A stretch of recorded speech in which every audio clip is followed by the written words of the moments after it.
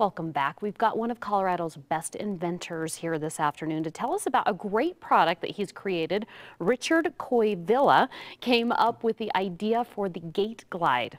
And he's here with us today to kind of show us what the problem was that he saw and how he solved it. I love it when people do that. They come up with a solution. And you're a retired engineer, correct? Yes, I am. So your mind kind of works that way. You see a problem and you solve it. That was the whole problem here. Okay, yeah. Tell me what you saw when you moved into a home and you saw two gates that kind of had a problem. Yeah, they look good, but gravity and the weather had taken their toll on the gates. Right.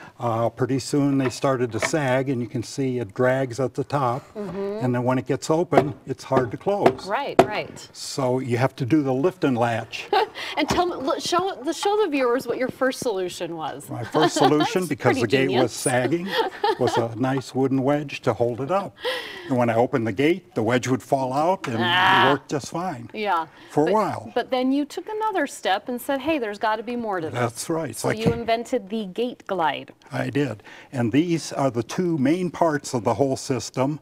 We have the bullnose glide that has a round face on it and a funnel-shaped entry into a long groove. And then the flat glide slides into that and supports the gate when it's closed. It's like magic. Why don't you show us how it works? You're using magnets for purposes today to kind of make it kind of fast so the viewers can see, but you usually screw these two parts into your gate, right?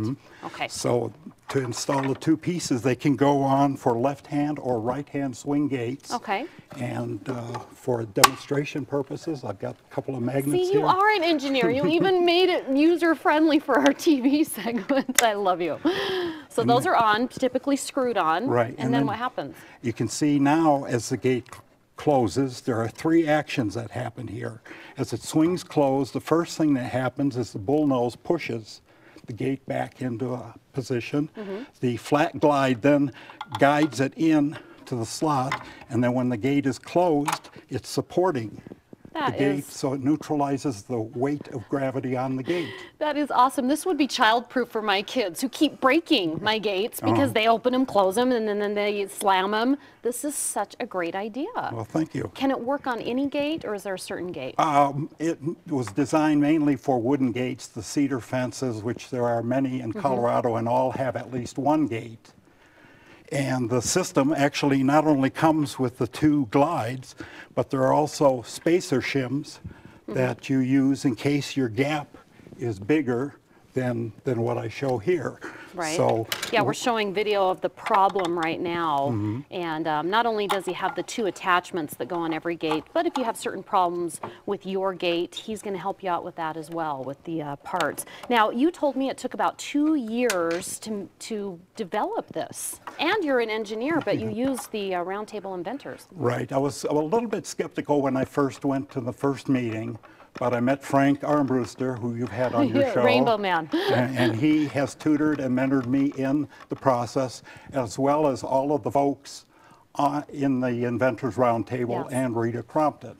Right. So they're great. Slowly over that time, I learned a lot and also learned how to proceed with my idea. Yes. Prototype it, turn it into a product, and here it is. And here it is, and it's packaged, and you told me earlier, we're getting the sneak peek today. This is the debut, the official debut. Perfect. We got to get this in stores. I think it's a great idea. Put one on my gate. Thank you. To protect it against the kids. Well, it's the Gate Glide, and you can purchase one at gateglide.com. That's where they're being sold right now, but hopefully we'll get you into some stores. Yeah, I hope so. All right. Thanks, Richard. Thanks for coming on today. Well, coming up on Colorado's Best, we